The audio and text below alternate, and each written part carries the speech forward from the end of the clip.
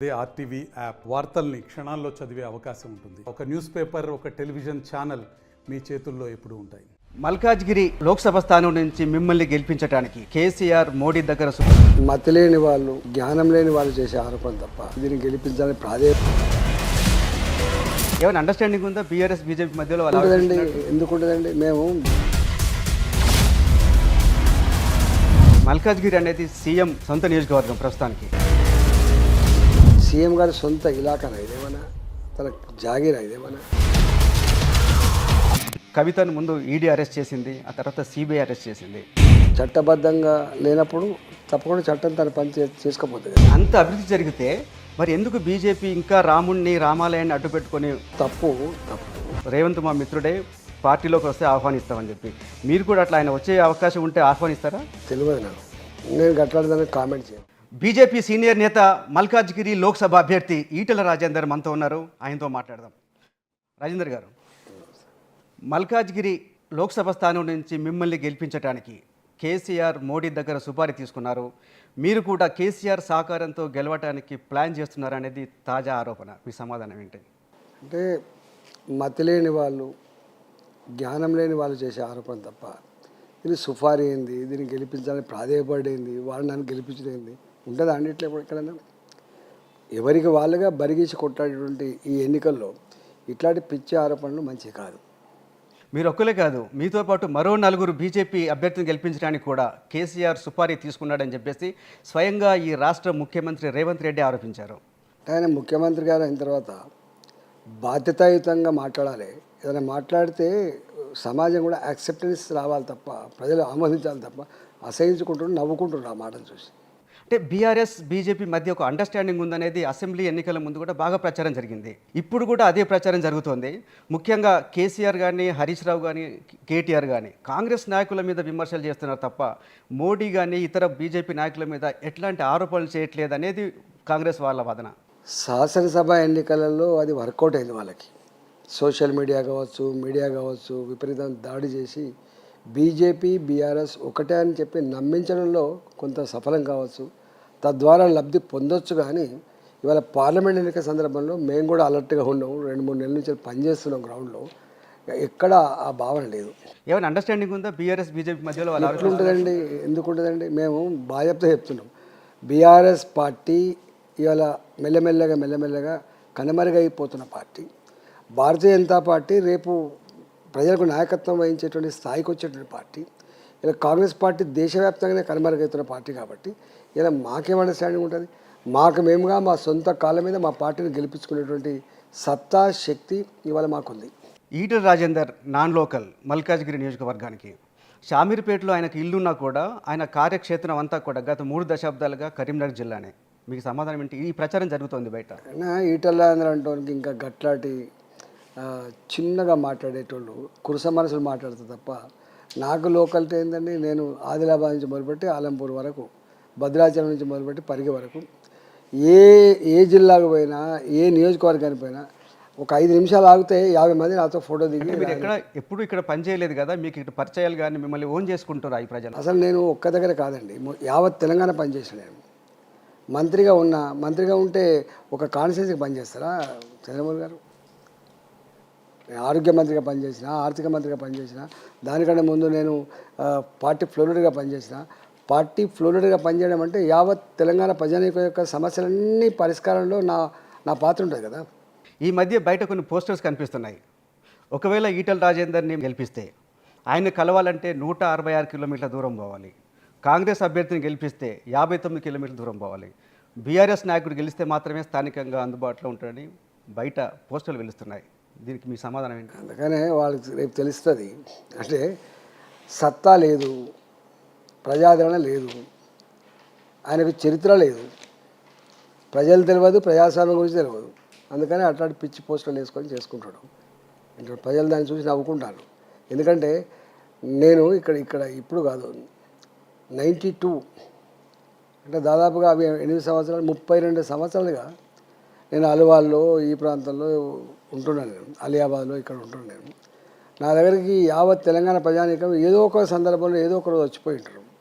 నన్ను పట్టుకొని మీరు 169 కిలోమీటర్ల పిచ్చి మాటలు అందుకని రాజకీయ జ్ఞానం ఉండాలి, పరిజ్ఞానం ఉండాలి, రాజకీయ పరిజ్ఞానం ఉండాలి. లేదు పాపం ఆయనకు. నేను దాన్ని చూసి జాలిపడుతున్నాడు. ఒకటి ప్రధానంగా జరుగుతున్న చర్చ ఈటెల రాజేందర్కు స్థానిక బీజేపీ నాయకుల నుంచి సపోర్ట్ లేదు. ముఖ్యంగా టికెట్ ఆశించి భంగపడ్డ మురళీధర్రావు కావచ్చు, చాడా సురేష్ రెడ్డి కావచ్చు, పన్నాల హరీష్ కావచ్చు, వీళ్ళెవరు మీతో ప్రచారంలో లేరనేది బాగా బయట వాదన ఉంది. అసలు ఈ ఇష్యూ టికెట్ అందరూ ఆశించడం తప్పు కాదు. ఆశించిన తర్వాత ఎవరికో ఒకరికైతే టికెట్ ఇస్తాం కదా. మురళీధరరావు గారున్నా, నేనున్నా, ఇంకెవరు ఆ స్థానంలో ఉన్నా హైకమాండ్ ఒకరికే టికెట్ ఇస్తాయి కదా.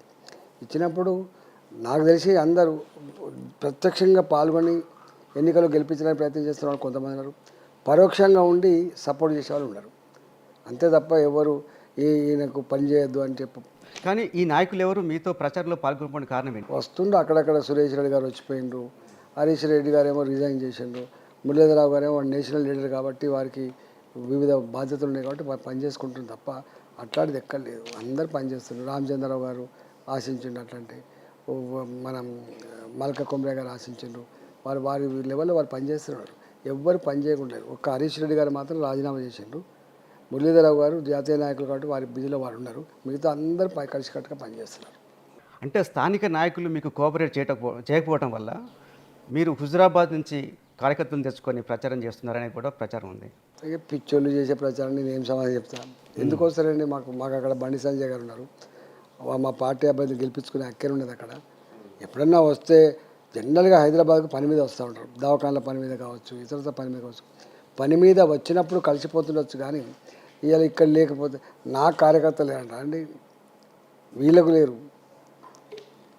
నాకు ప్రతి ఊర్లో 100 మంది అభిమానులు ఉంటారు, గుర్తుపెట్టుకోండి. 100 మంది. రాజేంద్రన్న నిన్ను గెలిపించుకోవాలి, ఉద్యమకారులుగా ఉన్నవాళ్ళు కావచ్చు. ఇలా అనేక సందర్భాల్లో వాళ్ళ సమస్యల మీద నేను కొట్లాడినప్పుడు అటాచ్ అయినటువంటి వాళ్ళు ఇలా మా అంగన్వాడీ టీచర్లు ఎవరి కోసం చేస్తారండి?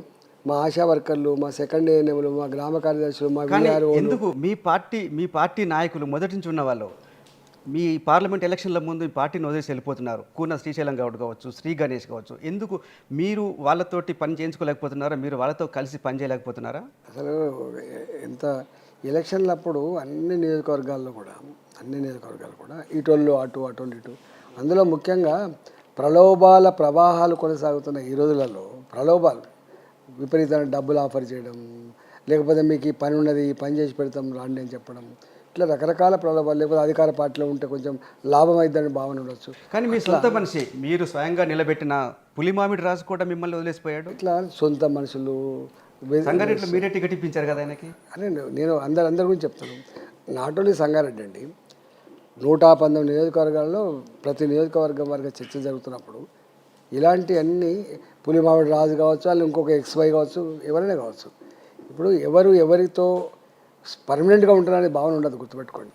ఎవరు శాశ్వతంగా ఈయన మనిషి ఈయనతోనే ఉంటాడనేది బట్టి తప్పుడు అభిప్రాయంతో ఉండరు. రాజకీయ పరిజ్ఞానం ఉన్నవాళ్ళు ఎప్పుడు కూడా ఈ మాట మాట్లాడరు. ఇవాళ నాకు ఒక ఆయన గొప్పగా అటాచ్ అయి ఉంటాడు, రేపు దూరం అయిపోవచ్చు, రేపు దూరం ఉన్న మనిషి రేపు అటాచ్ అయి ఉండవచ్చు. అంతేగాని ఈయన మనిషి అట్లా ఉండదండి. కానీ మల్కాజ్గిరి అనేది సీఎం సొంత నియోజకవర్గం ప్రస్తుతానికి. ఆయన దాని మీద చాలా ఫోకస్డ్గా ఉన్నారు. చాలామంది నాయకులు బీజేపీ నుంచి కానీ, బీఆర్ఎస్ నుంచి కానీ కాంగ్రెస్లో చేరుతున్న సందర్భం కనిపిస్తుంది మనకి. ఏంటి ఇదంతా మీ గెలుపు మీద ఎఫెక్ట్ చూపించదా? అంటే ఒకటి, సీఎం గారి సొంత ఇలాకానా ఇదేమన్నా, తన జాగీరా ఇదేమన్నా? ఇది మల్కాగిరి ప్రజల జాగీరండి. వారు కొడంగల్ కూడా కాదు, వారు వేరే నియోజకవర్గం పోయి కొడంగల్లో పోటీ చేస్తారు. నేను తప్పు పట్టను, ఎందుకంటే ఆయన ఎక్స్పోజ్ లీడర్ కాబట్టి కొడంగల్ అయినా పోటీ చేయొచ్చు, మల్కాగిరిలో అయినా పోటీ చేయొచ్చు, రేపు ఇంకో జాగాలైనా పోటీ చేయొచ్చు. నేను దాని మీద అంత చిన్నగా మాట్లాడతాను. కానీ ఇవాళ మల్కాగిరిలో ఈటల రాజేందర్ గారు ఎందుకు ఇక్కడ ఈటల రాజేందర్ గారి నేటివిటీ ఏందని చెప్పి అడుగుతున్నారు చూసారా, దాని మీద ప్రజలు నవ్వుకుంటున్నారు. కానీ చాలామంది బీజేపీ నుంచి కూడా వెళ్ళి కాంగ్రెస్లో చేరుతున్నారు. దాదాపు ప్రతిరోజు మనం చూస్తున్నాం కాంగ్రెస్లో కండవాలు కప్పుకుంటున్న పరిస్థితి. తప్పండి, ఎక్కడ లేదు పెద్దగా. ఇద్దరు, ఒకటి కూన శ్రీశైలం గౌడ్ గారు, వారు కాంగ్రెస్ పార్టీ గతంలో ఉండే, వారికి ఆ సంబంధాలు లేవు కాబట్టి వారికి ఏం అవసరం ఉందో వారు వెళ్ళిపోయారు తప్ప పెద్ద ఎక్కడ ఎవరు వెళ్ళిపోలే. మీరు మీ టీవీలు మీకు సెన్సేషనల్ న్యూస్ కావాలి కాబట్టి మీకు ఇట్లాంటివి వేయాలని చెప్పి కుతూహలం ఉంటుండొచ్చు, కానీ అదర్వైజ్ ఇక్కడ భారతీయ జనతా పార్టీ నుంచి వెళ్ళి కాంగ్రెస్ పార్టీకి పోయిన చరిత్ర ఎక్కడ లేదు పెద్దగా. మీ ప్రత్యర్థి హుజురాబాద్లో ప్రత్యర్థి కౌశిక్ రెడ్డి అంటున్నాడు హుజురాబాద్లో చెల్లని రూపాయి మల్కాజ్గిరిలో చెల్తుందని. ఆయనకి ఏం సమాధానం చెప్తారు? ఎవరికి ఎక్కడికి వెళ్తుందో ఇలా కేసీఆర్ వెళ్తలే కదా. ఇలా అంత పెద్ద దేశంలో నేనే గొప్ప అని చెప్పబడే ఈ కేసీఆరే ఇప్పుడు ముఖం చెల్తలేదు. ఫస్ట్ వాళ్ళు ఎక్కడ పెట్టుకుంటారో వాళ్ళు ఆలోచన చేసుకోవాలి. ఇతరులను విమర్శించే ముందు సోయి ఉండాలి. మా స్థానం ఏంది, మా స్థాయి ఏంది, ఇప్పటి మా పరిస్థితి ఏందో వాళ్ళకి అర్థం కావాలి. తెలంగాణలో బీజేపీకి ఎన్ని సీట్లు వస్తాయి అనుకుంటున్నారు లోక్సభ ఎన్నికలు? 12 సీట్ల పైబడి వస్తాయి. కానీ నిన్నే ఒక సర్వే వచ్చింది, ఏబీపీ ఓటర్ సర్వేలో కాంగ్రెస్కు 10 సీట్లు, బీజేపీకి 5 సీట్లు, బీఆర్ఎస్కి 1, ఎంఐకి 1 సీట్ వస్తుందని వాళ్ళ సర్వేలో చెప్తున్నారు. అంటే మీరేంటి అన్న ఓవర్ కాన్ఫిడెన్స్తో ఉన్నారా? సర్వే సంస్థలకు అందనటువంటి అంతరంగం ప్రజలలో ఉంది. వచ్చే ఎన్నికల్లో మోడీ గారే మళ్ళీ ప్రధానమంత్రి కావాలి, భారతీయ జనతా పార్టీ అధికారంలోకి వస్తేనే శాంతి, అభివృద్ధి, ఆత్మగౌరవం, మన సంస్కృతి, మన సాంప్రదాయాలు కాపాడబడుతున్నటువంటి భావన ఉంది. కాబట్టి అసలు ఇవరి ఖమ్మం, మీరు ఎప్పుడు బీజేపీకి ఎవరు ఓటైనటువంటి ఖమ్మంలో కూడా ఈసారి బీజేపీ ఓడుతారని మహిళలు అంటున్నారంటే ఇలా బీజేపీ గెలవాలని చెప్పి ప్రజలు అనుకుంటున్నారంటే అర్థం కావాలి వాళ్ళకి. అసలు ఒక తెలివని ఒక అండర్ కరెంట్, ఒక తెలివని అనేక రకాల శక్తులు ఇలా బీజేపీ గెలుపు కోసం ప్రయత్నం చేస్తున్నాయి. బీజేపీ జాతీయ నాయకులు నడ్డా కావచ్చు, మోడీ కావచ్చు, అమిత్ షా కావచ్చు, ఎప్పుడు వచ్చినా కూడా మీ మీద ప్రత్యేకమైన ఫోకస్ ఉంటుంది, మీ దగ్గర మీకు చాలా ఇంపార్టెన్స్ ఇస్తారు. అంటే పార్టీలో ముందు నుంచి ఉన్న వాళ్ళకంటే మీకు ప్రాధాన్యత ఇస్తుంది. ఏం జరిగింది, ఏం చేస్తున్నారు మీరు? అంటే అట్లా తప్పండి, అందరి మీద ప్రేమ ఉంటుంది, అందరినీ ప్రత్యేకంగా మీ దగ్గరకు వచ్చి మిమ్మల్ని పలకరించి మీతో ప్రత్యేకంగా మాట్లాడుతుంటారు. అందరితో మాట్లాడతారు, గట్లేమన్నా అది మీ పర్సెప్షన్ కావచ్చు. కానీ మా నాయకులు అధినాయకత్వం అందరి పట్ల సమభావన, అందరూ బాగుపడాలని, అందరూ గెలవాలని, అందరూ ఎదగాలని కోరుకుంటారు మా పార్టీ. ప్రజల్లో ఉన్న అవగాహన మీకు ప్రత్యేకమైన ప్రాధాన్యత ఇస్తున్నారనేది బహుశా ఇదే ఏమన్నా మీ పార్టీ రాష్ట్ర నాయకుల్లో మీ పట్ల ఏమన్నా ఈర్ష్య, ద్వేషం పెరిగే అవకాశం ఏమైనా ఉందా? ఈర్ష్య లేదు, ద్వేషం లేదు, ఏముందని చెప్పి ఈర్ష్య ఉంటుంది. మీకు నాయకత్వం అంతా ప్రాధాన్యత ఇవ్వటం అనేది చాలామంది నచ్చకపోవచ్చు కదా. అదంతా తప్పు. బీఆర్ఎస్ పార్టీ ఎమ్మెల్సీ కవితను ముందు ఈడీ అరెస్ట్ చేసింది, ఆ తర్వాత సిబిఐ అరెస్ట్ చేసింది. ఈ అరెస్ట్ మీకేమైనా ఉపయోగపడుతుందా రాజకీయంగా? మాకేం ఉపయోగం అండి, అదంతా రొటీన్గా జరిగినటువంటి సంఘటనలు. చట్టబద్ధంగా లేనప్పుడు తప్పకుండా చట్టం తన పని చేసుకోపోతుంది కదా. కానీ అసెంబ్లీ ఎన్నికలకు ముందు ఈ కవితను అరెస్ట్ చేసి ఉంటే పార్టీ బెటర్గా పర్ఫామ్ చేసేదనే వాదన కూడా మీ పార్టీలో ఉంది. అందుకోసమే ఏమన్నా కవితను అరెస్ట్ చేయడం జరిగిందా? దాంతో ఎన్నికల, శాసనసభ ఎన్నికలకు కానీ పార్లమెంట్ ఎన్నికలకు కానీ కవిత అరెస్ట్ మాకు సంబంధం లేదు. కవిత అరెస్టు వాళ్ళ సిబిఐఓ, వాళ్ళ ఈడీఓ వాళ్ళు చేసిన పనుల మీద ఆధారపడి విచారణ ఉంటుంది తప్ప, దాని మీద ఆధారపడి చర్యలు ఉంటుంది తప్ప మాకేం సంబంధం అండి. కవిత లిక్కర్ కేసులో ఉన్న విషయాన్ని మొట్టమొదటిసారి బయటపెట్టింది బీజేపీ నాయకులే. ఢిల్లీ ఎంపీ మొట్టమొదటిసారి చెప్పారు. సరే, ఎవరు చెప్పినా కూడా ఒకటైతే సత్యం, ఇన్వాల్వ్ అయినరు అనేది మాత్రం నిర్ధారించబడ్డది. దీంట్లో ఎవరు తప్పించుకోవడానికి ఆస్కారం లేదు. అంతకుముందు ఈడీ ఏంది, బోడీ ఏంది, రాజకీయ కక్ష, ఇవన్నీ చెప్పినరు. ఇలా కోర్టు ఉంది కదా, సుప్రీంకోర్టు అంటే చట్టబద్ధంగా ఉన్నటువంటి, చట్టబద్ధంగా ఎన్నుకోబడినటువంటి ప్రజాప్రతినిధులు చట్టాన్ని గౌరవించకపోతే ఎట్లా, చట్టాల మీద విశ్వాసం లేకపోతే ఎట్లా చెప్పండి. ఇవాళ మేం కాదు కదా, ఒకవేళ నిజంగానే వాళ్ళకి తప్పు చేయలేదు, సుప్రీంకోర్టు ఉంది. ఇవాళ అన్నీ నిర్ధారించుకున్న తర్వాతనే. కరీంనగర్ చెందిన మంత్రి పొన్నం ప్రభాకర్ మోడీ 10 ఏళ్ల పాలనలో అభివృద్ధి జరగలేదు, కేవలం దేవుణ్ణి, మతాన్ని అడ్డుపెట్టుకొని ఓట్లు దండుకునే ప్రయత్నం చేస్తున్నారని ఆరోపించడమే కాదు, ఒకరోజు దీక్ష కూడా చేశారు. ఆయనకు మీరు ఇచ్చే సమాధానం ఏంటి? ఇప్పుడు నేను 4 విషయాలు చెప్తా. ఒకటి, వారు రూరల్ పార్లమెంట్లో ఇంతకుముందు సభ్యుడిగా ఉంటే దేశం మొత్తంలో మహిళలకు బహిర్భూమి పోవడానికి రోడ్ల పక్క వంటి, రైల్వే పట్టాల పక్క వంటి పోయేదండి. మీకు తెలుసు, మనిషి మళ్ళీ వస్తే సిగ్గుతో లేచేటువంటి దౌర్భాగ్య పరిస్థితి. అట్లాంటి 75 సంవత్సరాల తర్వాత ఇవాళ మోడీ గారు మహిళల ఆత్మగౌరవం పెరగాలి, మహిళలకు బహిర్భూమి కూడా కట్టేయాలి అని చెప్పి స్వచ్ఛ భారత్ తీసుకొచ్చి 12 కోట్ల ఇళ్లలో టాయిలెట్స్ కట్టించింది. మరి అంత డబ్బు ఇంపార్టెంట్ కాదు, ఇష్యూ, సమస్య ఎంత ఇంపార్టెంట్. ఇప్పుడు ఎంత పెద్ద మనిషి అయినా అసలు న్యాచురల్ కాల్ కోసం ఎంత ఇబ్బంది ఉంటుందో మీకు తెలుసు. అందులో మహిళలు వెనకటి లెక్క కంచెలు లేవు కదా. ఇప్పుడు మీరు రూరల్ ఏరియా నుంచి వచ్చిండ్రు, వెనకటి లెక్క కంచెలు ఉన్నాయా ఊళ్ళలో చెప్పండి, బాయిగడ్డలు ఉన్నాయా, సాటు ఉందా చెప్పండి. ఇలా ప్రతి ఇంచు భూమిని కూడా వ్యవసాయం చేసుకుంటున్న సందర్భంలో ఇవాళ ఎవరు ఆలోచన చేసినండి? ఇది ఒక్కటి చాలా, అంటే సమాజం పట్ల ప్రధానమంత్రి మోడీ గారికి ఉన్న కమిట్మెంట్. రెండవది, ఇవాళ నేషనల్ హైవేస్ ఉన్నాయి. నేను చెప్పడం కాదు, కేసీఆర్ గారు అసెంబ్లీలో మాట్లాడిన తీసుకోండి. 2014 పూర్వము 11 కిలోమీటర్ల హైవేస్ నిర్మాణం అయ్యేది. ఇవాళ 37 కిలోమీటర్లు పర్ డే కన్స్ట్రక్షన్ అవుతుందండి. ఏం పోలుస్తాను? నేను ఒక 2-3 ఎగ్జాంపుల్ చెప్తా. All India institute of medical sciences Nehru గారు స్థాపించారు. ఫస్ట్ మనకు ఒకటి పెట్టారు. ఆ తదుపరి రెండవ ఇన్స్టిట్యూట్ ఎప్పుడు వచ్చింది? వాజ్పేయి గారి నాయకత్వంలో వచ్చింది. వాజ్పేయి గారు ప్రధానమంత్రి ఉన్నప్పుడు వచ్చింది. మూడవ all India institute of medical science ఎప్పుడు వచ్చింది? మన్మోహన్ సింగ్ గారు ఉన్నప్పుడు వచ్చింది. ఇవాళ మోడీ గారి 10 సంవత్సరాల కాలంలో 16 all India institute of medical sciences వచ్చినాయి. ఈ అంటే స్వతంత్రం వచ్చినప్పటి నుంచి మోడీ గారు వచ్చేంత వరకు 3 ఉంటే ఇవాళ 10 ఏళ్ల కాలంలో 16 వచ్చినాయి. ఏం పోలుస్తావు? కానీ అంత అభివృద్ధి జరిగితే మరి ఎందుకు బీజేపీ ఇంకా రాముణ్ణి రామాలయాన్ని అడ్డు పెట్టుకొని ప్రచారం చేసుకొని ఓట్లు అడగాల్సిన అవసరం ఏంటి?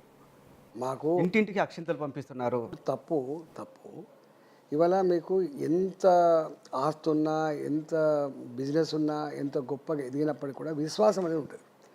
భారతీయ సంస్కృతి, భారతీయ సాంప్రదాయాలు మీకు తెలియంది కాదు. ఇవాళ రాముని ఇయ్యాల మేము కొడుతుంది. మొత్తం ప్రపంచానికే 2 ఇతిహాసాలు అందించిన దేశం భారతదేశం. ఒకటి రామాయణ ఇతిహాసం అందించింది, ఒకటి మహాభారత ఇతిహాసం అందించింది. మహాభారతంలో శ్రీకృష్ణుడు ఎంత గొప్పగా చెప్తాడు అనేది ఇవాటికి లైవ్ ఉంటుందండి. అంటే రాజులు ఎట్లుండాలి, రాజ్యం ఎట్లుండాలి, ప్రజలు ఎట్లుండాలి, రాజుకు ప్రజలకు సంబంధాలు ఎట్లుండాలి, ఇవన్నీ. కానీ పుత్రవాత్సల్యం ఎంత నష్టం చేస్తుంది. రామాయణం ఇతిహాసం ఎంత గొప్పగా చెప్పింది. ఎన్ని వేల సంవత్సరాల క్రితం రామాయణం రాముడు వేల సంవత్సరాలుగా ఉంటే ఇప్పుడు ఎందుకు అది పొలిటికల్ ఇష్యూ అవుతుంది? ఇప్పుడు ఎందుకు బీజేపీ తమ ఎజెండాగా మార్చుకుంది? ఎజెండాగా మేమేం మార్చుకోలేదు. మా ఎజెండాలో 2 ఉన్నాయి. ఒకటి ఒకే దేశం ఒకే చట్టం అనేది ఈ దేశం అమలు కావట్లేదు. జమ్మూ అండ్ కాశ్మీర్ ప్రతిసారి ప్రపంచ వేదికల మీద అదొక ఇష్యూ అవుతున్నది. మా భూమి గురించి, మా రాష్ట్రం గురించి, మా ప్రజల గురించి మాట్లాడే హక్కు మీకు ఎవడిచ్చిందని చెప్పి ఇలా 370 ఆర్టికల్ తీసి పక్కకు పెట్టి ఇలా అక్కడ కూడా స్వేచ్ఛ, స్వతంత్రం, ఇలా భారతీయత ఇవాళ మా 3 రంగుల జెండా బాధ్యత ఎగురుసుకునే స్థాయికి వచ్చింది. ఇవాళ నా జమ్మూ అండ్ కాశ్మీర్ కూడా స్విట్జర్లాండ్ లాంటి ప్రాంతంగా డెవలప్ అయిందని చెప్పి భావిస్తున్నాడు. నెంబర్ 1. నెంబర్ 2, ఇవాళ ఎందుకు మాట్లాడినాం? 500 ఏళ్ల క్రితం కోల్పోయినటువంటి మా రామ మందిరాన్ని నిర్మించి తీర్చమని చెప్పినాం. ఇవాళ అవకాశం వచ్చింది, బ్రహ్మాండంగా నిర్మించడం. ఇవాళ దాని దేశ ప్రజానీకానికి మంచి జరగాలని చెప్పి మీకు తెలిసి ఎక్కడ గుడిని స్థాపించుకున్నాం మొత్తం పెద్ద ఎత్తున పండుగ జరుగుతుంది. అట్లాంటి పండుగని దేశంలో జరిగింది. రాముడు అందరివాడు, బీజేపీ సొత్తు కాదు, రాముడిని మొక్కుదాం, బీజేపీని తొక్కుదాం అని చెప్పేసి బీఆర్ఎస్ నాయకుడు కేటీఆర్ పిలుపునిచ్చారు. ఏం చెప్పదలుచుకున్నారు? ఇట్లా ఈ అహంకార మాటలు ఇట్లాంటి మాట్లాడుకొని అదైంది. ఎప్పుడు కూడా ప్రజల విశ్వాసాలను అగౌరవపరిచే ప్రయత్నం ఎవరు చేయొద్దండి. ఇది మంచిది కాదు. ఈ అహంకారంతో కూడా రాముడు అందరివాడుగా ఎవరంటాలో అందరివాడు కాదని, ఎవరంటాలో ఎవరు కాదంటాలా, అందరివాడే రాముడు. కానీ నీవు రాముడి పట్ల నీకున్న అభిప్రాయం ఏంది, ప్రజలకున్న అభిప్రాయం ఏంది? రాముని మొక్కుదాం అంటున్నాడు. రాముని మొక్కుదాం, బీజేపీని తొక్కుదాం అనేది ఆయన నినాదం. ఎవరెవరిని తొక్కుతారో తెలిసిపోతారు రేపు ముందు. మోడీ, బీజేపీ అగ్రనాయకులు అందరూ కూడా పదే చెప్తుంటారు మేము అవినీతి మీద పోరాడతామని. కానీ ఎవరినైతే అవినీతి పరులుగా ముద్రేశారో అదే నాయకుల్ని పార్టీలో చేసుకొని వాళ్ళకే టికెట్లు ఇచ్చి వాళ్ళకే అందలం మీద ఎక్కిస్తే బీజేపీని నమ్ముతారా? నిజంగా వీళ్ళు అవినీతి మీద పోరాటం చేస్తున్నారని ప్రజలు నమ్ముతారా? ఇది ద్వంద్వనీతి కాదా? ఇక్కడ అట్లాంటిదైతే లేదు. నేను ఫర్ ఎగ్జాంపుల్ చెప్తాను. అశోక్ చవాన్ ఉన్నాడు. అశోక్ చవాన్ మీకు మహారాష్ట్రలో అపార్ట్మెంట్ కుంభకోణంలో ఉన్నాడు. అజిత్ పవార్ ఉన్నాడు. 25,000 బ్యాంక్ కుంభకోణంలో ఉన్నాడు. అట్లా ఇంకా నేను మీకు చాలా చెప్పగలుగుతాను. నవీన్ జిందాల్ ఉన్నాడు. మధు కూడా ఉన్నాడు. మధు కూడా ఇప్పుడు వాళ్ళ భార్య వెళ్ళి బీజేపీని కలిసిన తర్వాత ఆయన కేసులు తగ్గించే ప్రయత్నం జరుగుతుంది. గాలి జనార్దన్ రెడ్డి ఉన్నాడు. తపస్సు రాయ్ ఉన్నాడు, లేటెస్ట్గా వెస్ట్ బెంగాల్ నుంచి. ఆయన కూడా బీజేపీలో చేరాడు. నవనీత్ కౌర్, ఆమె కులం సర్టిఫికేట్ వచ్చిన తర్వాత ఆమె ఇష్యూ తర్వాత ఆమె బీజేపీలో చేరింది. ఎందుకు అవినీతి పరుల్ని మీ పార్టీలో చేర్చుకొని వాళ్ళు పునీతులు అయిపోతారా మీ పార్టీలో చేరితే? మా పార్టీ మూల సిద్ధాంతం ఏం తెలుసా అండి? అవినీతి రహిత దేశం చేయాలని, అవినీతి రహిత పాలన కొనసాగాలని చెప్పి కోరుకునే పార్టీ. అందుకని ఎవరిని ఉపేక్షించదు. కానీ అవినీతి పరుల్ని మీ పార్టీలో చేర్చుకుంటే అవినీతి రహితం ఎట్లా అవుతుంది? ఎవరిని ఏ చట్టం అయితే, ఏ సిస్టమ్ అయితే ఇలా నడుస్తూ ఉందో ఆ సిస్టమ్ని, ఆ వ్యవస్థను ఎక్కడ మేము వచ్చేయం. ఇవాళ మీరు చూడండి, దేశంలో 10 సంవత్సరాల కాలంలో మా మోడీ గారి హయాంలో ఎక్కడైనా ఒక స్కామ్ ఉందా అండి? అంతకుముందు కోల్ స్కాములు, అంతకుముందు బోఫర్ స్కాములు, అంతకుముందు 2G స్కాములు.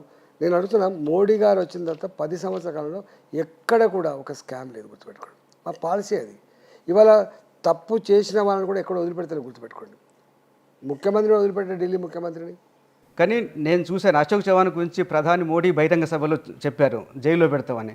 ఆయన్ని అదే మళ్ళీ మీ పార్టీలో చేర్చుకున్నారు. మేము ఎందుకు కాపాడతాం? ఒకవేళ నిజంగానే ఆయన తప్పు చేసి ఉంటే మేము కాపాడే ప్రసక్తి ఉత్పన్నమే కాదు. పార్టీలో చేర్చుకున్నారు, కాపాడటం కదా. మీ పార్టీలో చేరిన వాళ్ళందరికీ కేసులు స్లో అయిపోతున్నాయి, లేదంటే కేసులు కొట్టేయబడుతున్నాయి. అదంతా తప్పు. ఎందుకుంటుందండి అట్లా? ఆ పార్టీలో ఉన్న వాళ్ళు కూడా తప్పు చేస్తే జైలు పాలు కాక తప్పదు. దాన్ని ఎక్కడ ఉపేక్షించేది లేదు. రాజేంద్ర గారు, 7 సార్లు మిమ్మల్ని గుండెల మీద పెట్టుకున్న హుజూరాబాద్ ప్రజలు ఎందుకు ఈసారి మిమ్మల్ని తిరస్కరించారు? అనేక కారణాలు లేదు. దాన్ని చెప్పాలంటే అదొక పెద్ద సబ్జెక్టు. 2 రోజుల క్రితమే ముఖ్యమంత్రి చెప్పారు, తెలంగాణలో 14 లోక్సభ స్థానాలు వస్తే ముదిరాజులకి మంత్రి పదవి ఇస్తాను, ముదిరాజులందరూ సపోర్ట్ చేయాలంటున్నారు. రేవంత్ రెడ్డి మిమ్మల్ని టార్గెట్ చేశారా? అంటే రేవంత్ రెడ్డి గారికి నేను అనుకున్నా, స్థాయి పెరిగిన తర్వాత ముఖ్యమంత్రిగా అయిన తర్వాత మాట్లాడే మాట విశ్వసనీయతగా ఉండాలి, ఆమోదయోగ్యంగా ఉండాలి తప్ప ఇట్లా గాలి వార్తలు మాట్లాడాలి. నేను అంటున్నా, నిజంగానే రేవంత్ రెడ్డి గారికి ముదిరాజుల ప్రేమ ఉండి ఉంటే ఒకడు గెలిచింది కదా శ్రీహరి గారు. ఎందుకు మంత్రి పదవి ఎవరు అడ్డుపడుతున్నారు నీకు? ఇప్పుడు ఇస్తానంటున్నాడు, 14 లోక్సభ స్థానాలు గెలిపించండి, మంత్రి పదవి ఇస్తాను. అర్థమైంది. 14 స్థానాలు వచ్చే ప్రసక్తి లేదు, మీకు మంత్రి పదవి ఇచ్చే ప్రసక్తి లేదని చెప్పి ముదిరాజ్ జాతిని అవమానపరుస్తున్నారు. గుర్తుపెట్టుకోండి. అంటే గింత దుర్మార్గమా? ఇట్లాంటి మాటలు నువ్వు మాట్లాడే మాటలు ఇలా ముదిరాజులు ఏమనుకుంటారు అంటే 14 సీట్లు గెలిపిస్తేనే నువ్వు ముదిరాజుకు మంత్రి పదవి ఇస్తా అంటే అర్థం ఏంటి? 14 సీట్లు వచ్చేది లేదు, ముదిరాజులకు మంత్రి పదవి ఇచ్చేది లేదు. ఇది ముదిరాజ్ జాతి పట్ల నీకున్నటువంటి ప్రేమ. లోక్సభ ఎలక్షన్ తర్వాత రేవంత్ రెడ్డి బీజేపీలో చేరతాడని చెప్పి చాలామంది అంటున్నారు, ముఖ్యంగా బీఆర్ఎస్ నాయకులు. అట్లా జరిగే అవకాశం ఏమైనా ఉందా? తెలియదు. మీ పార్టీ ఎంపీ అరవింద్ కూడా అంటున్నారు, రేవంత్ మా మిత్రుడే, పార్టీలోకి వస్తే ఆహ్వానిస్తామని చెప్పి. మీరు కూడా అట్లా ఆయన వచ్చే అవకాశం ఉంటే ఆహ్వానిస్తారా? తెలియదు నాకు. మీ అభిప్రాయం ఏంటి? నేను గట్లాడదాన్ని కామెంట్ చేయను. నేను రేవంత్ రెడ్డి సర్కార్ ఏడాది కూడా పూర్తి చేసుకోదు, మధ్యలోనే కూలిపోతుందని చెప్పేసి బీఆర్ఎస్ నాయకులు అంటున్నారు, బీజేపీ నాయకులు అంటున్నారు. అట్లా కూలిపోయే అవకాశం ఉందా? ఆ ప్రభుత్వం 5 ఏళ్ళు కొనసాగాలని, ఇచ్చిన హామీలన్నీ కూడా అమలు చేయాలని చెప్పి కోరుకుంటున్నా. ప్రజాస్వామ్యంలో ప్రజలు మెచ్చే పద్ధతిలో వాళ్ళ ప్రవర్తన కానీ వారి పరిపాలన కానీ ఉండాలని కోరుకుంటున్నా. ఇక వాళ్ళు ఒకరికొకరు గుంజుకొని కుట్రలు చేసుకొని కూలగొడుతుంది. దానికి బీజేపీ నుంచి అయితే ఏం ప్రయత్నం జరగదు, ఆయన ప్రభుత్వాన్ని కూర్చోడానికి. ఏమేమి చేస్తాడు? మాకేం అవసరం అండి? అంటే ఏకనాథ్ షిండేలను తయారు చేస్తారనే వాదన కూడా వస్తుంది. ఏకనాథ్ షిండే మళ్ళీ చెప్తున్నా, ఏకనాథ్ షిండే గురించి తప్పుడు ప్రచారం జరుగుతుంది. కానీ ఏకనాథ్ షిండే ఇప్పుడు బాల్ ఠాకరే పార్టీ భారతీయ జనతా పార్టీతో కలిసి పోటీ చేసిండ్రు, మిత్రపక్షం కలిసి గెలిచిండ్రు. కలిసి గెలిచిన తర్వాత వారి స్వార్థం కోసం వారికి బద్ధశత్రువైన కాంగ్రెస్ పార్టీతో జతకట్టి ప్రభుత్వం ఏర్పాటు చేశాడు. అక్కడి మహారాష్ట్ర ప్రజానికం దాన్ని యాక్సెప్ట్ చేయలే, విత్ ఇన్ ద పార్టీ కూడా యాక్సెప్ట్ చేయలే. వాళ్ళందరూ తిరుగుబాటు చేసి మన బద్ధశత్రువైన మన సిద్ధాంతాన్ని పక్కకు పెట్టి, బాల్ ఠాకరే గారి ఆశయాన్ని పక్కకు పెట్టి మీరు ఏ కాంగ్రెస్ పార్టీతో జతకట్టినో ఇది మంచిది కాదు, మేము ఎట్టి పరిస్థితులు కూడా మేము ఉండమని చెప్పి వాళ్ళందరూ బయటకు వచ్చింది తప్ప ఏకనాథ్ షిండే మేము సృష్టించలే. ఏకనాథ్ షిండే ఆ నిర్ణయం తీసుకునే కారకుడు, స్వార్థంతో కూడుకున్నటువంటి నిర్ణయం తీసుకున్న వాళ్ళ కారణం. ఓకే, అంటే మీరైతే ఏ పార్టీని చీల్చే ఉద్దేశం మీకు లేదు? నాకేం అవసరం అండి. ఓకే, గజ్వేల్ హుజూరాబాద్ 2 చోట్ల ఓటిన తర్వాత మీకు మల్కాజ్గిరిలో గెలుపు అనేది డూ ఆర్ డై సిచ్యువేషన్. ఏమన్నా నర్వస్గా టెన్షన్గా ఉన్నారా? నాకేం టెన్షన్ అసలు. మేము ఎమ్మెల్యే కొత్తనా, మంత్రి కొత్తనా, అనేక బాధ్యతలు నిర్వహించిన మేము పవర్ మాంగర్స్ కాదు. అధికారం కోసం అరులు సాచే వాళ్ళం అంతా కూడా కాదు. ఆల్రెడీ అన్నీ చేసుకోగలను. కానీ మల్కాజ్గిరిలో మీరు అనుకున్నట్టుగా టెన్షన్ అక్కర్లేదు, అస్పష్టత కూడా లేదు, స్పష్టత ఉంది. మల్కాజ్గిరిలో గెలిచే పార్టీ భారతీయ జనతా పార్టీ, ఎగిరే జెండా కాషాయ జెండా, అందులో ఏం అనుమానం లేదు. వాటిగా ఆశ దింపుడు కల్లంగాడ ఆశతోటి డబ్బులు ఖర్చు పెడితే పెట్టచ్చు, నాయకులను కొనుక్కోవచ్చు, నాయకులు ప్రలోభ పెట్టచ్చు, నాయకులు ఎత్తుకపోవచ్చు, దౌర్జన్యం కూడా చేయవచ్చు. కానీ అది చెల్లదు. తెలంగాణలో గుర్తుపెట్టుకోండి, ప్రేమకు లొంగుతుంది తెలంగాణ సమాజం తప్ప దౌర్జన్యానికి, ధన ప్రవాహానికి, దుర్మార్గానికి లొంగదు. మీ కుటుంబం నుంచి ఎవరైనా రాజకీయాల్లోకి వచ్చే అవకాశం ఉందా? ఎవరైతే రాలేకపోతారు. గతంలో మీ శ్రీమతి జమున గారి పేరు వినిపించింది, హుజూరాబాద్లో పోటీ చేస్తారని. అసలు ఎవరికి ఇష్టం లేదు, గుర్తుపెట్టుకోండి. వచ్చిందా ఎక్కడన్నా? ఎవరైనా నిర్మలంగా చూసినావా? అంటే ప్రచారంలో అయితే పాల్గొంటున్నారు, పాల్గొంటారు కదా. నేను పోటీ చేస్తున్నప్పుడు నాకు తీరకపోతే నాకు సపోర్ట్గా రాదా మా భార్య? చెప్పండి. పోటీ చేసే ఉద్దేశం అయితే లేదు, ఎప్పుడు లేదండి. మల్కాజ్గిరిలో గెలుపు కోసం మోడీ చరిస్మాని నమ్ముకున్నారా? ఈటెల రాజేందర్కు ఏమైనా ప్రత్యేకమైన ఎజెండా ఉందా? భలే అడుగుతున్నారు. ఈటెల రాజేందర్ అంటూ చరిత్ర ప్రతి ఇంట్లో ఉంటుంది. తెలంగాణ సమాజంలో 22 ఏళ్ళుగా 23 ఏళ్ళుగా ఉద్యమకారుడిగా, ఆర్థిక మంత్రిగా, కష్టకాలంలో కరోనా మంత్రిగా నన్ను గుర్తుపట్టని, నేను తెలియని కుటుంబం లేదు. గుర్తుపెట్టుకోండి, కుటుంబం. నేను స్పెసిఫిక్గా మల్కాజ్గిరి కోసం ఇది చేస్తానని చెప్పగలుగుతారా? రెండవది, ఇలా కేంద్రంలో వచ్చేది మోడీ ప్రభుత్వమే కాబట్టి ఇప్పటికే 10 సంవత్సరాల కాలం మోడీ చరిష్మా కావచ్చు, మోడీ గారు 10 సంవత్సరాల కాలం చేసుకున్నటువంటి పనులు కావచ్చు, అభివృద్ధి కావచ్చు, ఇవన్నీ కలగలిసే రేపు రిజల్ట్ వస్తుంది. ఒక్క ఈటల గారి చరిష్మా లేకపోతే ఒక ఇది కాకుండా 10 సంవత్సరాల కాలంలో మోడీ గారు చేసిన ప్రతి పని కూడా కౌంట్ అయింది, అది రిజిస్టర్ అయి ఉంది కాబట్టి ఇవన్నీ గిట్ల అవుతాయి. సరే, మోడీ ప్రభుత్వం వస్తుందని బాగా ప్రచారం జరుగుతుంది. మోడీ ప్రభుత్వంలో ఈటెల రాజేందర్ని మంత్రిగా చూసే అవకాశం ఉందా? తెలియదు. అలాంటి మీ ఆశ, కోరిక? ఈ ఆశలు మనం పెట్టుకుంటాం, అవసరాన్ని బట్టి వస్తాయి. ఓకే, థ్యాంక్ యూ రాజేందర్ గారు. మరిన్ని వీడియోస్ కోసం ఛానల్ ని సబ్స్క్రైబ్ చేయండి, లేటెస్ట్ అప్డేట్స్ కోసం వాట్సాప్ ఛానల్ ని ఫాలో చేయండి అండ్ లింక్ డిస్క్రిప్షన్ లో ఉంది.